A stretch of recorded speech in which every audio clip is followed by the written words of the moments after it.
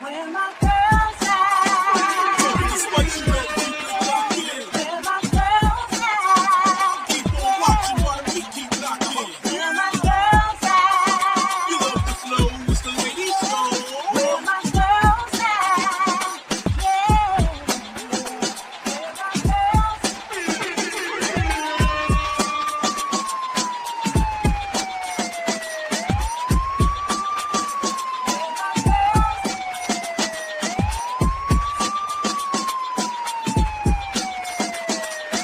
This is the Lady Guru Show.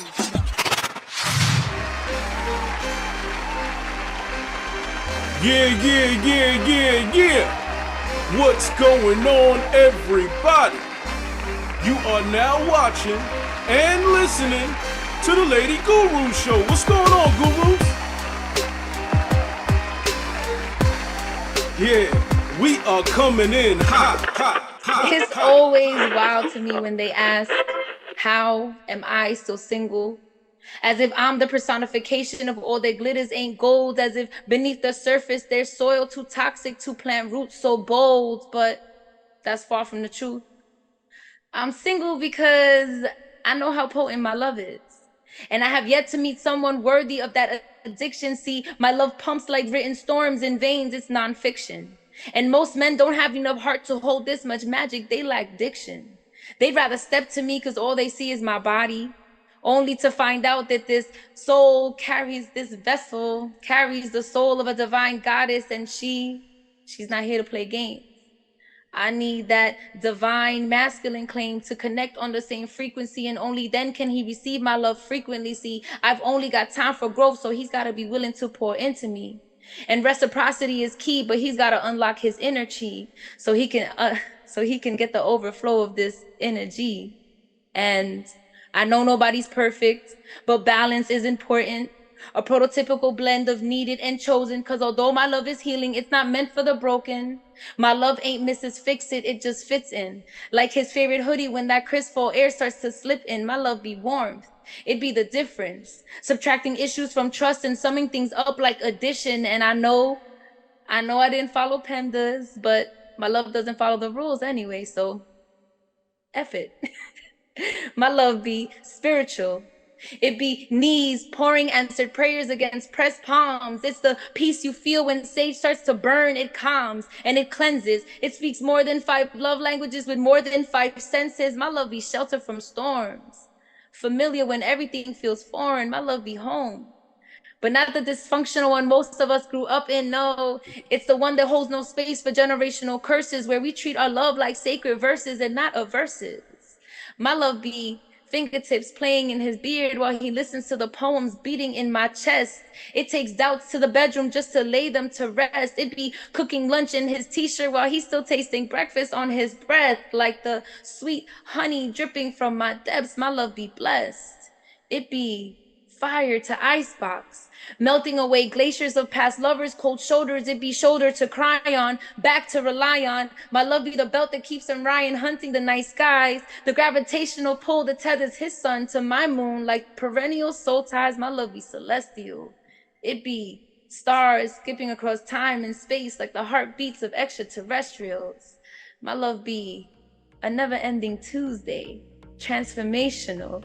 Shoot, because even a day of the week and a day for the week, so my love stands strong in the face of defeat. So to any single men out there, before you shoot your shot and try to latch me down, let me give you this disclosure.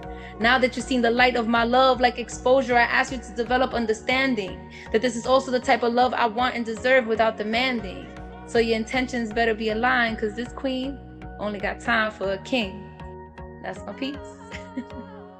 For everybody out there, we have creatives out there. We have a guest to the show here.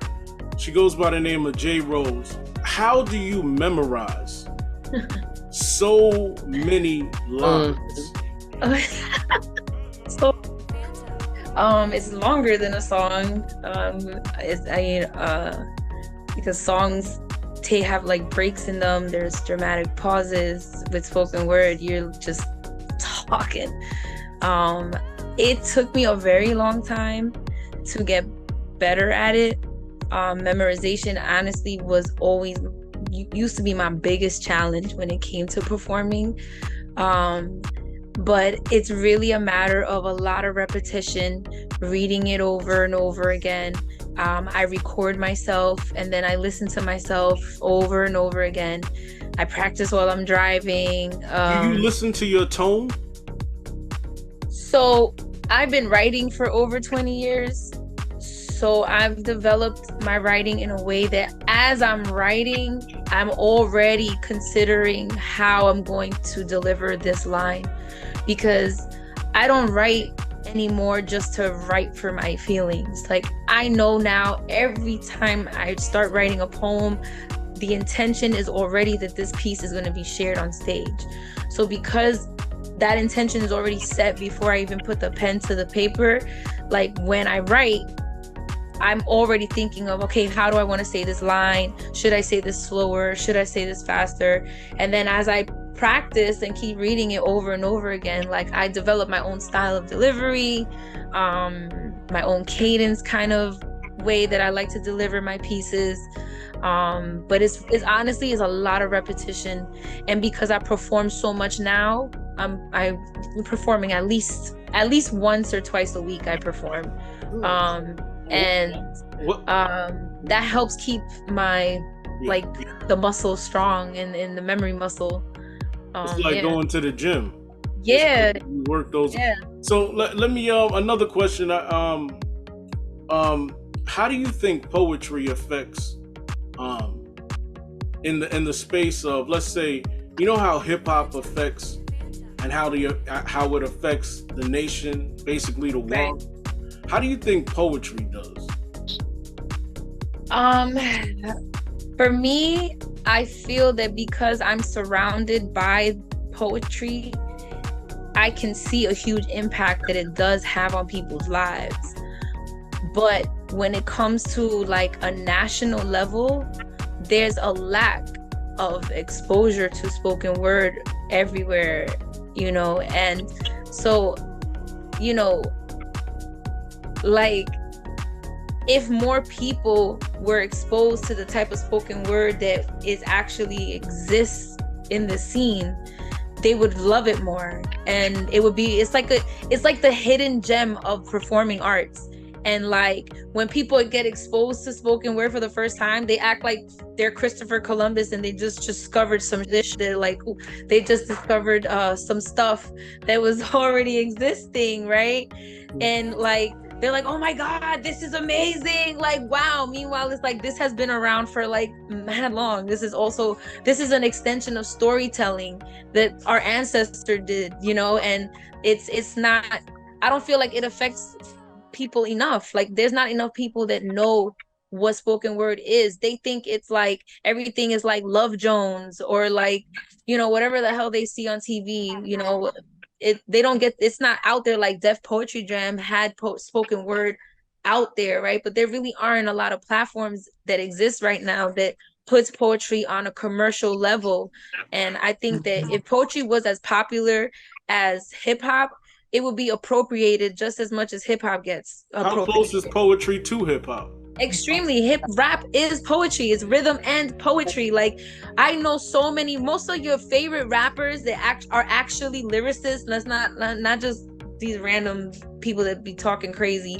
Like, the real lyricists, though, if you love an artist, there's a real lyricist. If you had the opportunity to interview them, I guarantee you more than half of them are going to say that they started writing poetry before they started rapping. Poetry, I'm getting goosebumps right now, like talking about this.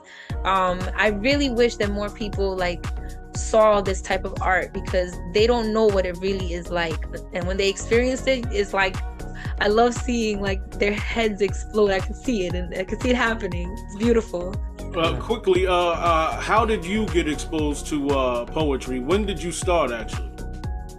Hip hop. Hip hop. I started writing when I was 16. I'm 40 now, so I've been writing since I was in high school. And honestly, it was my admiration for lyricism that made me enjoy wordplay. And I don't think I ever had like the passion to like rap, but I knew that I loved words and I loved lyricism. So when I found poetry that I could do what rappers do, but I could do it a little differently, I was like, oh, I could do this. I like words. I could write that on paper and talk about my feelings. And it started that. But the lyricism in hip hop, growing up listening to like Nas, Biggie, Jay-Z, Big L, Big Pun, like all these legend, Lost Boys, like all the legends that, you know, pioneers, like I really love the way they manipulated words and metaphors and things like that. Like I was like, that's dope. Like I want to do that too. So I did it in poetry form. Yeah. A lot of my poetry, like if you listen to me, you'll hear like lyricism in it. Like, you know, there's that influence. Are there any excuses for bad poets? What do you mean that excuses? Like what you mean? In other words, like what is a bad poet? In other words, you know how rap artists will be like, yo, that song was terrible, or that rhyme was horrible. Is there a such thing as a bad poet? Oh wow, that question. I hope I don't get canceled for this. You know what? When it comes to when you're in a space where it's just a space for self-expression, do whatever you want. It could sound corny. It's your space to just express yourself. But when you're in a space or you trying to take your poetry into a space where you taking it as a professional, you trying to get paid to perform, yes, there's such thing as people who come to me and they're like, oh, can I feature? And I gotta like kind of be like, not yet, you know. And it's really because they don't have that stage presence. They don't have, their writing isn't strong. Like I hate the overly rhymey poems because it's like, this isn't Shakespeare. Like, this is not how people talk. It's spoken word. It's not necessarily like, spoken word is a type of poetry. And poetry is so many other things. There's sonnets, there's haikus, there's like all these different types of poetry. Oh my God, we just learned something. Yo, drop the mic right now. We just learned that poetry, it's a certain type. It's the umbrella, but there's other things that fall under that, you know, like poetry is like the mothership, and then spoken word, haiku, sonnets, these are all different types of poetry. I'm not a fan of the overly rhymey stuff that sounds like a Dr. Seuss book. I hate poems like that. They make me sick. That's not something I'm not gonna pay somebody, you know, $150, $200, $300 to feature at a show. And you up here sounding like you're reading a Dr. Seuss book. I personally don't find that entertaining. You are also an entertainer. As a spoken word artist, you're a performer. There's a whole theatrical layer to what you're delivering and bringing on stage. And if you're not bringing those components, to me, that's not something where you should be like in a showcase or featuring or getting paid. Like, go workshop your stuff, work on your pen, practice. I've written terrible poems. I've had terrible performances. But you know, you learn and you develop yourself, and you surround yourself with amazingly talented people, which I have the blessing to have.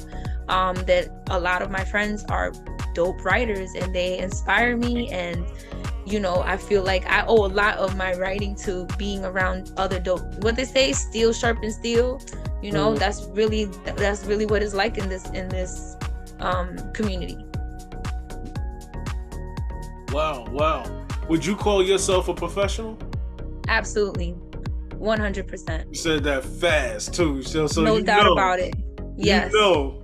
Yes. That's what's I'm up. a teaching artist too, so I teach spoken word in schools. I teach in Rikers Island. I work with incarcerated youth every week.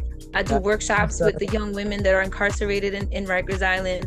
I work with kids and high school students in the Bronx and Brooklyn. I'm actually starting a course with some students in the Lower East Side. So I teach spoken word. I bring the gift of writing poetry and performance to young people, because, you know, not every little black boy needs to grow up and think that he needs to be a rapper. He could be a dope poet and make a living being a poet, like a very good living. I know poets that have gotten paid, no lie. I know a poet that got paid $95,000 to write a poem for a company, and he didn't even have to perform it. He just had to write it, and they paid him $95,000 to do it. So, you know, I want to show young people from our communities that, like, you don't always got to be a football player, basketball player, a rapper. There's so many, and if you are a great writer, so many doors open for you, because as a writer, that means that you are able to communicate effectively, at least through writing. And if you're a great communicator, that opens a lot of doors for you for other jobs and other career paths, you know. And I think it's important for young people to be good writers. You know, they don't have to love to read, although reading helps, but you know, being able to express yourself effectively is so important for our people to be heard and have a voice. And that's what poetry does for people. You are very inspirational. That is one of the things that I catch, that the vibe that I catch when you get up there. And I think it's so important, especially as minorities in this space. I feel like it's so important that we also give, like, to people that are coming up from behind us, because who is really leading if you're not helping the people that's coming up behind you? If you're not creating a path for them to walk through and start their career. So can you tell us how important it is in spaces like we have to be able to share and give people, not maybe, because I understand the money thing and all that, the career thing and all that different, but give them something that money can't buy? I think that if we supported each other more by being present and encouraging, like, you know, a lot of us, I could, like, how many people in this room right now could turn around and tell a parent that they want to be a creative for the rest of their life as a career? How many of y'all parents is going to be like, oh, that's a wonderful idea? None of our parents are going to be like, what about Social Security? So it's important for us to, like, encourage and support each other and create spaces for each other, because there's other spaces that do not welcome us, right? So we got to create our spaces. We got to support each other. That's we don't have enough spaces for that. Other communities have spaces. Like when you look at other religions or other communities, they have whole centers and whole buildings dedicated to just worshiping each other and loving each other and guiding each other. And the Black and minority communities, we don't have that. Right. Sometimes I go to church. And the support is not just monetary. It's like that word of mouth goes really far. I think that, like, sometimes if you don't got it in your budget, telling people about what I do is just as helpful, because you never know, like, when people are talking about you in rooms that you're not in and hyping you up and like passing opportunities over to you, and you're not even in the room, like, that speaks volumes about who you are. And like, and I'm blessed to have a lot of opportunities that, like, they just come to me because somebody else just referred me or told them about me, you know. And I think that if we did that for each other more, you know, it would be, you know, we will all be able to benefit more. Like, it's not always about money. Talk about me, lead me to some money though. Like, you know what I'm saying? Like, you could lead me to some money by letting people know about me. You know, because a lot of people who are making money now, who are legends, always tell a story about how they were inspired by somebody else. You know, and see, that's what I'm talking about. The thing that money cannot buy. It just can't buy that type of thing. And while we're practicing in that space of inspiration, it can't help but lift us. Right. And stop gatekeeping. Like, I feel like a lot of people, especially in our community, they get successful and they so afraid of losing that success and afraid and think that there's not enough to share. Like, yo, money is abundant. Like, success is abundant. It's infinite. Just all that is energy. Energy is, you cannot stop it. It does not, there's no end to it. So a lot of people get successful, they're afraid not to share a piece of that pie. So yeah, they're gonna tell you a little bit of information, but they're not really gonna put you on, and they gatekeep.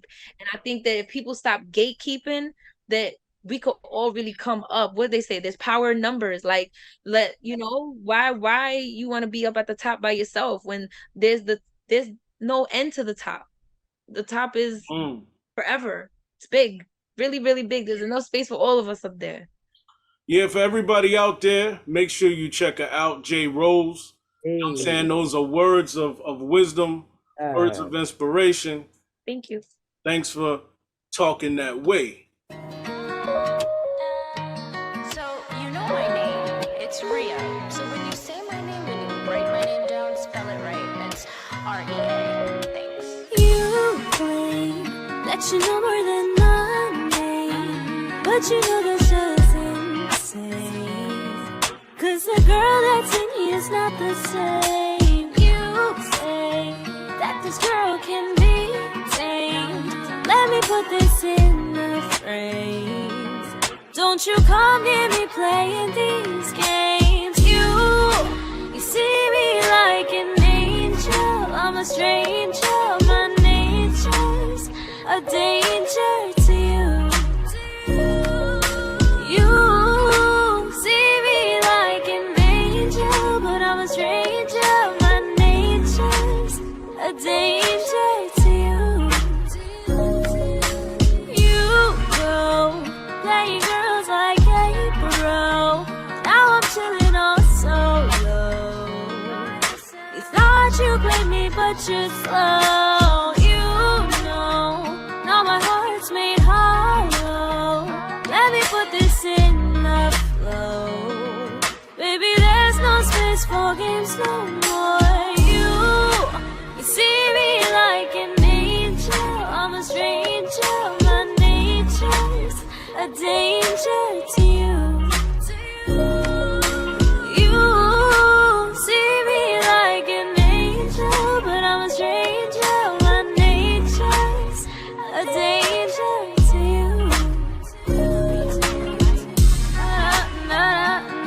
Island Finest Jerk. Why pay up to $12 and more for Wendy's, McDonald's, or Burger King combos when you can buy Island Finest Jerk, the meal that will feed you twice? You get more on the plate, more taste, and it's more healthy. It's not a hard choice. It's the kind of meal that sticks to your bones. Support your local eateries. Support your local communities. Island Finest Jerk, the best taste in Roosevelt, New York. If you stop by Island Finest Jerk located in Roosevelt, New York, make sure you tell them the Guru sent you. Attention everybody in the New York area. Need your hair done exquisitely? That fresh new look with perfectly aligned texture? I'm talking about that glow from top to bottom. Call on the one who slays. KEKE slays always. Call for an appointment today. Slots and appointments are being scheduled fast. You know you got events booked and that beauty can't wait. Call 910-644-6070. 910-644-6070. Brooklyn represent and support your local businesses. KEKE slays always. I don't know what you talking about, but that looks like a slay to me.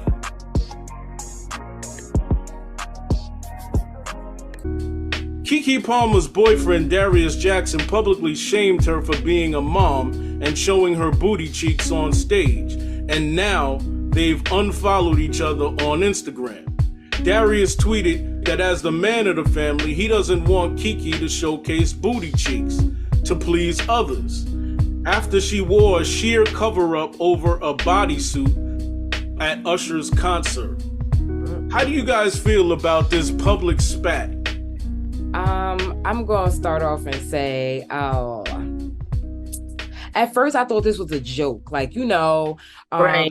Right. You know how you always go back and forth with your mate, or you may joke around like that behind closed doors, but other people may not know about it. I thought it would be a situation like that where it's like, girl, why you dressed like that and you a mom? Like, cut it out. But it's like a, a little inside joke. But of course, to the outside world that don't know them, they're just going to take it and run with it. Now, that's how I took it. Now, as far as the unfollowing each other and all that other stuff, I ain't even know all of that was happening. I guess somebody must have gotten hurt here, his ear, something done cross paths there, and it ain't connect.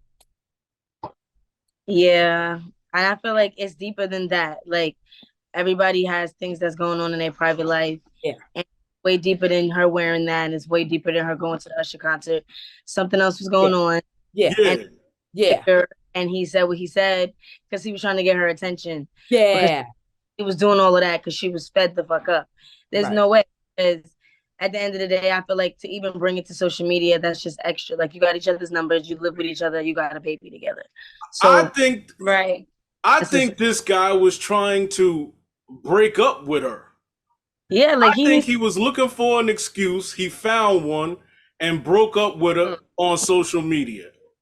I mean, all these scenarios here, it makes sense. It do. Everything that you said, I feel like that does make complete sense because in the world that we live in now in society, like that's the norm type stuff. You know what I mean?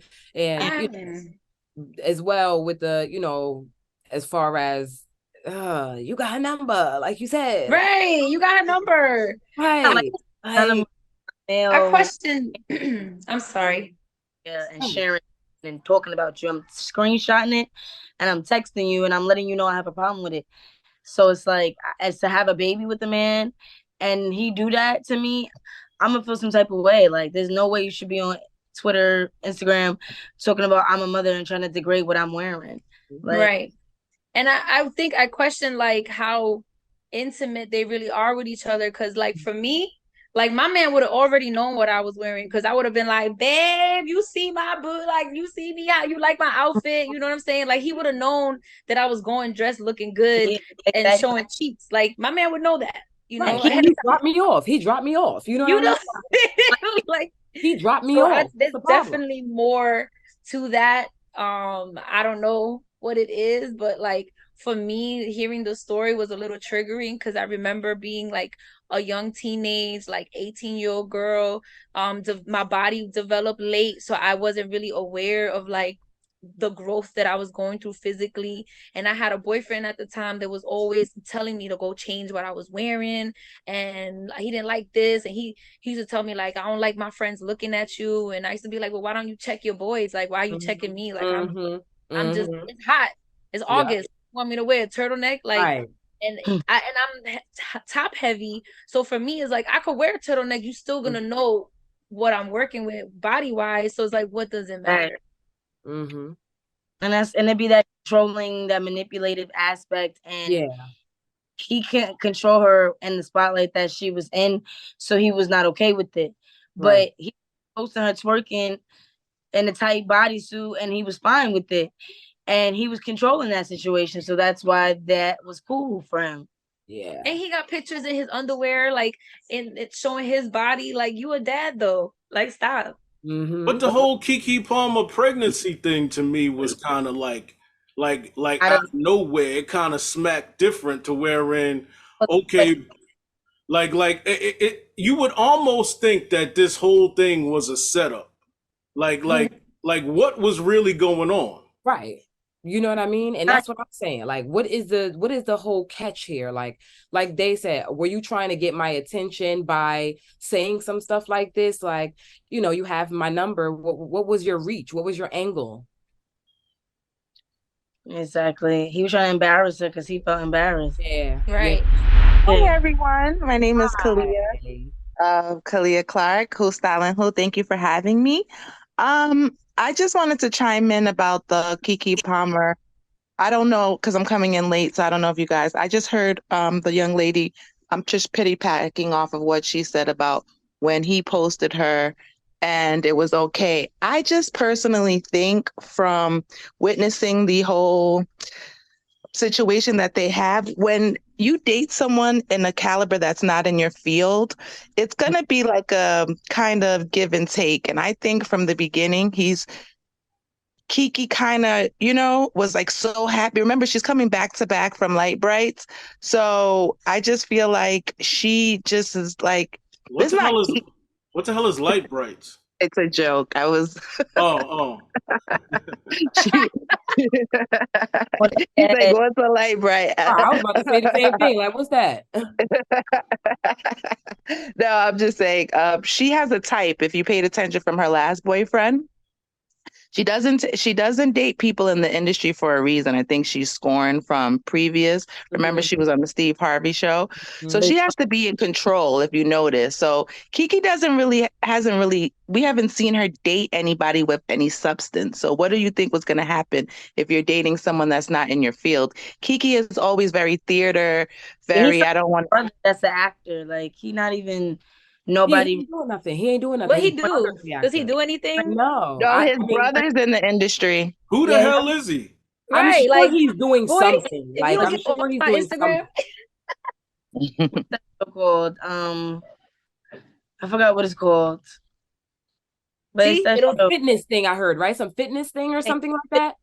He's a fitness like trainer. A trainer? Like a some fitness thing. I'm like, I know it's something that I heard that he did. And those guys be the biggest pose is the personal trainer. Like, I think that's what it is. Mm-hmm. He's an actor, his brother, so that's how he met KEKE. Yeah, at some party. But so at the end of the day, what I'm saying is that you can't he knows, and anybody knows, you can't embarrass a woman on KEKE Palmer's social status. You know what I'm saying? Any woman on social media. Like, what was that for? And KEKE's home, typing on KEKE's internet, talking about she's a mother when she got more money than you. Like, I don't get that. And even if it's just the whole simple fact of you have my number, what is the problem? Exactly. And that's what I don't like, because it's like you're trying to embarrass me. Like, everybody I know personally, I'm calling and I'm texting and I'm saying how I feel. I'm not getting on Instagram or Facebook and then writing about them so everybody can see why I'm angry. That not only embarrasses, but that embarrasses me, because the person supposedly supposed to love me or mess with me or deal with me is doing these kind of things to me, and I'm airing it out. Like, no, that's crazy. That part. What this clearly shows, like, I don't know dude, right? You know, we don't know dude. We don't know his character. We don't know, but obviously this situation shows that, dude, you don't respect this woman. Mm-hmm. You don't want to be with this woman. And what makes it so bad is that you had a baby with this woman not too long ago. And so now you out here disrespecting, knowing that this woman is a celebrity, knowing that she got stuff going on, knowing what her status is. You got up there on social media and embarrassed the hell out of this woman. And now you got her responding now because she got to respond. Or she, you know what I'm saying? She didn't have to respond, though. That's my thing, because, and that's just my personal opinion.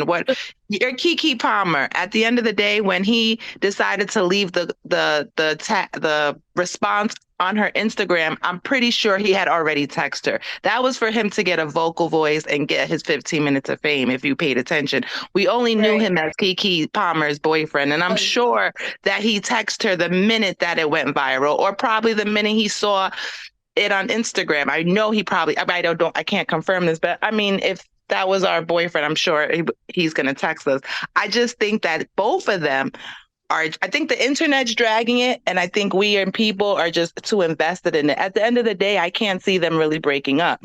They just had a baby. Like, I feel like I want to see it. I want to see it because I'm over him. I can't, he is a narcissist, and for me, that is not a healthy man. That man needs healing. He needs to go get some therapy. But do we know about KEKE? Do you know how hard it is to date us? Okay, look at all of us, right? All of us are on here, and I don't know anybody's background, but how is it to date us? We're all in the public eye somewhat, right? It's hard. Okay, so again, KEKE is KEKE Palmer. Now, I'm a celebrity fashion stylist, and I've been around her personally. She is a character, but she's not dating. So we don't know their relationship behind closed doors. Behind closed doors, before they went viral, KEKE could have been very submissive. Maybe that's why he's acting out, because we don't know how she treated him. We just know now he embarrassed her or said something publicly, and the people don't like it. But we don't know. We don't know where he comes from, what his values are. KEKE doesn't come from how she acts. If you know her mother, like, it's just, I think people let the internet hype things up because, again, you are a mother. Now, if a Black man said it to her, we don't know. I don't know if he's mixed, but what's your reaction? Because Sweetie did the same thing. And to me, Sweetie was embarrassing because she's sitting there chewing gum in a legend's face, popping, trying to act like she's so cool. And now YG's baby's mom just posted, don't put nobody before your kids. Are we going to run with that? You get what I'm saying? Like, it's always going to be something for something. Mm-hmm. Yeah, it's always going to be something. I don't know. Right. I mean, that's a valid point. You know, I'm not a celebrity, but I'm a leader in the community that I work with, that I deal with in the poetry scene, and I'm very well known, and not just in New York, but in other cities outside of New York. And I know that dating me is probably a pretty difficult thing, because everywhere we go, it's like, oh, J Rose, like in the poetry scene, there's not really a lot of places I could go to that people don't know who I am. And you know, to date me and have to like step back as a man and allow your lady to be in the light, and have to be like, oh, you're J Rose's man, like I'm sure that had to affect his yeah, but dude, you signed up for that. Like, you knew J Rose before you wanted when you hollered at J Rose. Man, hold on. Let me ask you a question. But being the man, the only man on this platform. What's up? Now put yourself in his shoes. So let's change the whole dynamic. Let's put it. You're him. So with any of us or just anybody you date, like, how do you act? When I'm trying to holler at, you know. No, in general, this is your girl. You have a child by them. You deal with women generally. How do people like, you know, what do you say to a woman? I feel you're around women all the time. Like, I feel like your demeanor. I feel like your demeanor and the way you act with your woman has to line up with the universe. Like, in other words, so this woman is popular. You know what I'm saying? And let's say you ain't popular, right? So I'm not popular, she popular, she getting all the attention, all the cameras is going to her, right? I already know this. So if I come into her, that's her world. Let's say I do something completely different, or what I do is in a different lane. If I'm gonna walk with her into her world, I already know what's about to happen. So I'm gonna play my part. I'm gonna play my position. And I just feel like there's so many people out here that do go with celebrities, and that people ain't playing their spot. You know what I'm saying? And that's where it gets, because it certainly wasn't his spot to get up on that. I disagree with you. This is the problem. This is the dictatorship. Let me tell you something. When you come into a relationship, you're supposed to be equally yoked, and it's like yin or yang. It doesn't matter your status, because look at Beyonce and Jay-Z. Look at Michelle and Barack. It's about two people willing to work. It doesn't matter my status. That's the problem. Women and independent women, it's so hard to find a man that sometimes we just date to date, or sometimes we have this checklist and we cross off. If it's 2 out of 3, then we'll settle. You know what I mean? So it's a little, I think we're putting too much. We don't know their home. This is their first viral moment. We just don't know. So now we're just making assumptions off of what we see. We don't know what this guy really does in real life. Obviously, it was somebody for KEKE to eat to settle down with him, to have a baby. That's forever. You get what I mean? So again, we don't know. What if she said to herself that, yo, I'm getting older, I want to have this baby? She said that. That's what I'm saying. Did you see her interview on Steve Harvey? Like, she said that. Like, if she said that, then maybe this explains this whole thing. I just think you're not paying attention to KEKE Palmer in general, of who she is. Like, KEKE Palmer is a character. She acts, and I hope I don't get canceled, but she acts. Okay, I gotta word this correctly. She comes from the LGBT community, and she's not gay. You get what I'm saying? But if you look how she speaks, and you look how she talks and she carries herself, she acts like a gay man. You get what I mean? So it's very yes and girl and yes, and that's great. but at the end of the day, there's a time and place. So what he said was, "You're a mother." Now he didn't say it in a way. I don't know him personally. Again, it's perception versus truth. We all took it like he's being like, "Oh, you're a mother." I'm a mother. I'm 43 years old. I be doing splits in the clubs. I'm sure people be looking at me probably like I'm crazy. But if I didn't tell you my age, you wouldn't know. You know what I mean? And if I want to go turn up, I want to turn up. KEKE Palmer be in clubs, going off, dancing, splits, cartwheels, all that. You guys just never saw that viral moment. And that's with her being a mom. So what does that say then? You get what I mean? Like, she's in an Usher concert having fun. They've been drinking. You see, it's a table. Like, she's just having a girls' night out. I don't understand what the problem is. Her man, who she lives with 24 hours besides the days we see her, we don't know their relationship at home. So I feel like if he had a problem with it, he's allowed to have a problem with it. Now, but he shouldn't have it publicly though. Like, right. Did you have to address it on social media? But think about it. We have to blame society, because guess what? He probably texted her and she probably paid him dust. She's in Vegas, minding her own business. But still, why should we look? This dude, like, I go back to it. Hey, look, let's be real. Dude, you disrespected. I'm just saying that straight up. She disrespected. Let me tell you something. I'm a mother too. There's two wrongs to be right now. If he was at a concert and let's say, who's a sexy girl? Let's say Young Miami or the City Girls bought him up, decided to give him a lap dance, started twerking on him, did a split. And KEKE responded. Everybody's going to be like, "Yep, that's right. That's my man. Nobody's supposed to be twerking on him." Yet she grabbed him. She started singing in his ear. Looked like she probably climaxed because it's Usher. It doesn't matter what she's wearing. He never said. But again, I'm a stylist. It doesn't matter what she's wearing. The outfit was tacky, anyways. I'm with it. Let's talk about the outfit. Can we break down the outfit? I thought the outfit was cute. I like the outfit. Nah, not for your KEKE Palmer. If you're wearing Sergio Hudson, right, and now you're going to a Usher concert in a see-through outfit, and you get best dressed damn near every day. You were looking for the attention. She wanted to feel good, have a great time, and get noticed. But we're not going to talk about that. Like, look at everybody else in the crowd. Did you see anybody else with a see-through dress on? I mean, I'm just saying, like, I don't care. You don't care. You probably go to the Usher concert in a see-through dress if that's what you want to wear. I'm not against the outfit. I'm just saying, like, you have a boyfriend. And he has his own values. Why are we like totally like going against him on his own values? Look at Cassie and her man. Like, certain people just have certain values. Like, we have to be fair. I don't think we're being fair. We're just like, "Oh, he's this, he's that." I'm going to be biased a little bit. I think he should not have came to social media, but I also believe that he definitely texted her and wasn't getting the response that he was supposed to get. So he went and let the world be known, "You're a mother." Right. Was it correct? No. Because then guess what? The social media trolls, we all have opinions. We're knocking this man. We don't even know if KEKE might beat him at home. We don't know. Give me a second, I got a scar in my heart. Y'all took too far with me. I gotta talk about it. Give me a second, y'all just did me so wrong. Y'all call me friends, but y'all froze. Yeah, y'all froze. Give me a second, I gotta talk about it. I gotta talk about it. I gotta talk. Give me a second. Give me a second. Just give me a second. Give me a second. Just give me a second. All of you is all talk, but none of y'all is about it. Think you gon' catch me? I doubt it.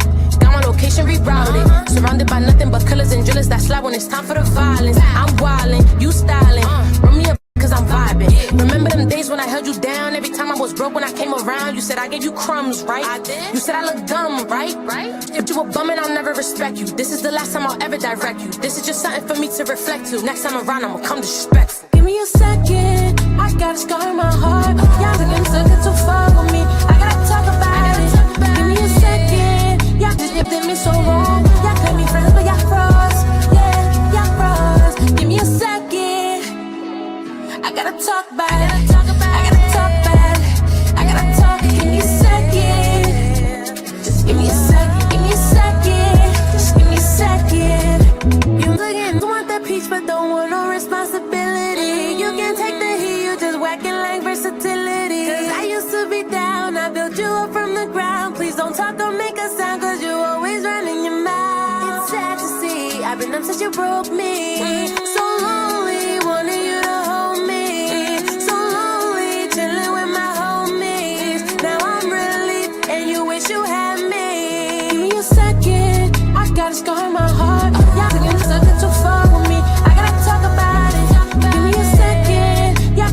me so wrong. Y'all play me fine, but y'all froze. Yes, y'all froze. Give me a second. I gotta talk back. I gotta talk back. I gotta talk. Give me a second. Just give me a second. Give me a second. Just give me a second. It's so hard for me to trust a soul. I can't let that go. It's so hard for you to keep it real. I'd rather be alone. It's so hard for me. I can never fall. It's so hard for me. Yeah. I will never fall. I will never fall. So hard, so hard. I can never fall. So hard, so hard, so hard. I will never fall. I will never fall. I can never fall. I can never fall. I will never fall. No, no, no, no,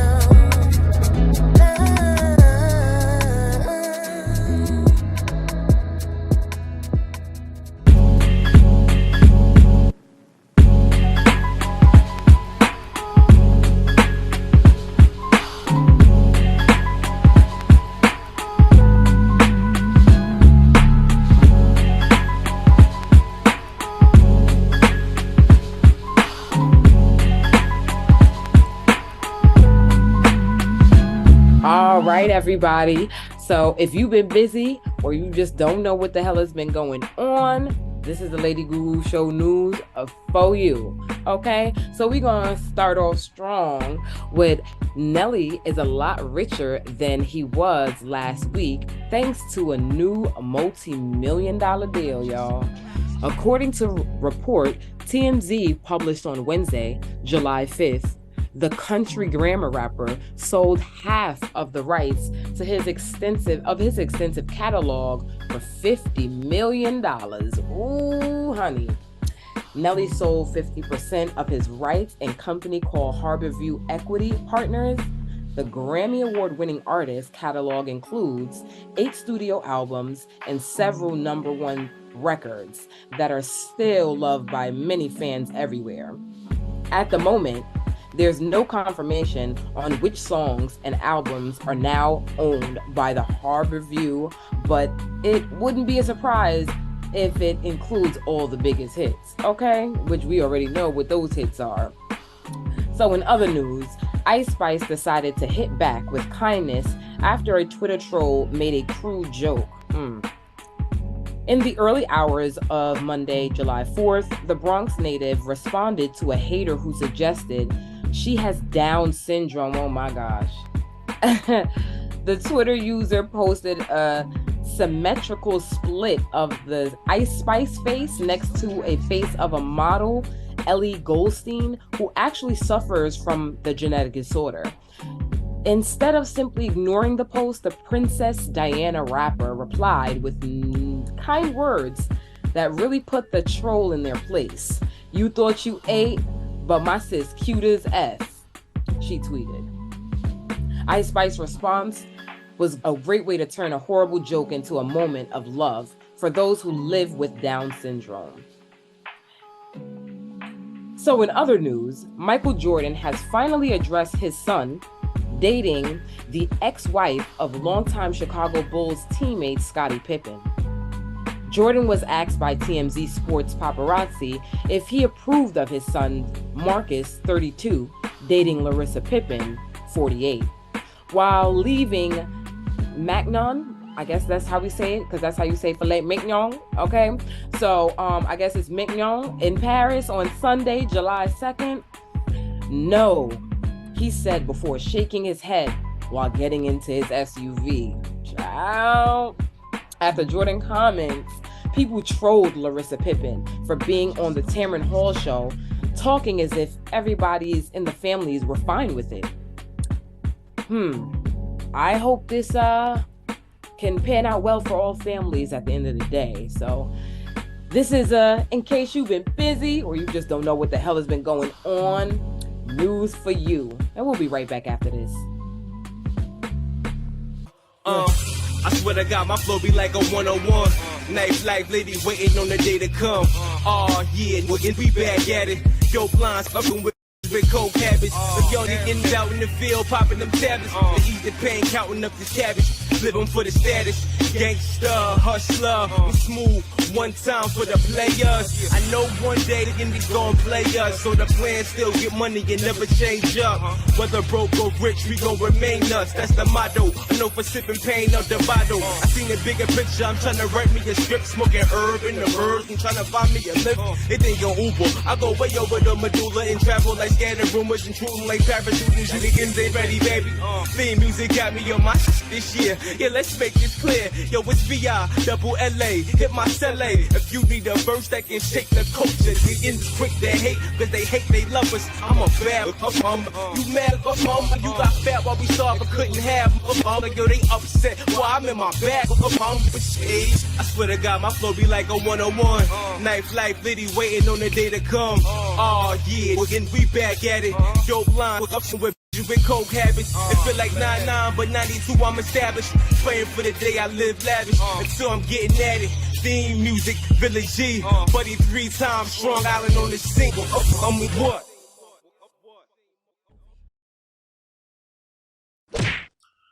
If you haven't heard, Jay-Z's mom tied the knot, y'all. Yes, Jay-Z's 70-year-old mom has married Roxanne Wiltshire. I think I said that right. Who is in her late 50s. Jay, Beyonce, Tyler Perry, along with their children and others were in attendance. So I guess the question is, gurus, the question is, would you take your young kids to a gay wedding? I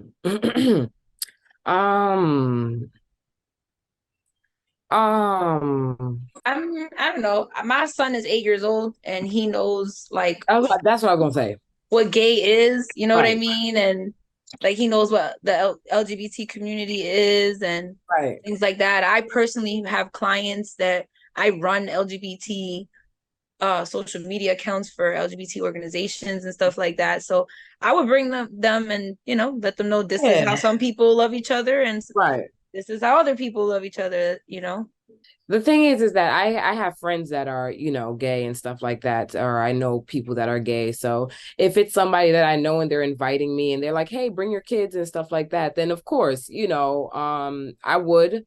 But my daughter, she's gay, so, you know, she's 50, so it's not something that I'm not, you know, already aware of or not support or, you know, yeah. So I would go. Yeah, I would go. And I would bring my kids if it's somebody that I know well like that. Yes, I would. I'm scared to say my answer. I'm joking. I'm just being funny.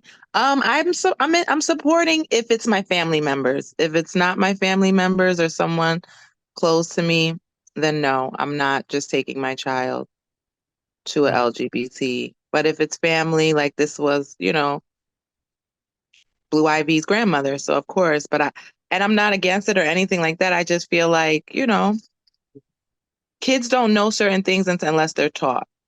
Right. Or around it.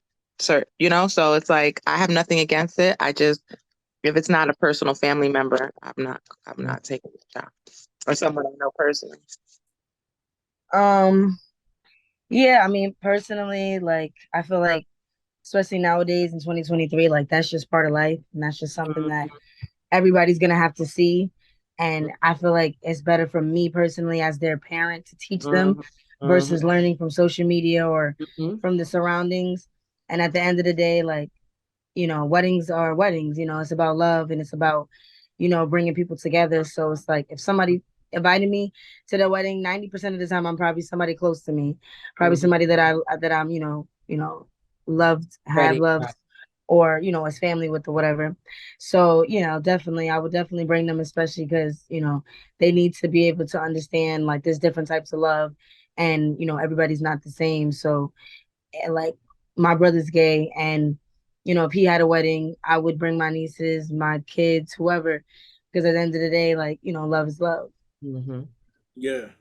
Yeah, love is love. You know what I mean? And you know, I know for myself, if one thing that I guess that we all also should keep in perspective is that kids learn from us, Mm-hmm. you know, and we have to teach our kids, you know, what actually is, you know what I'm saying? And I just feel like if it were my kids, you know, now I support the LGBTQ community. I don't want nobody discriminating against them. I think they should be treated the way everybody else is treated. And I don't tolerate it. And if anybody's seen me on any other of my platforms, they understand that.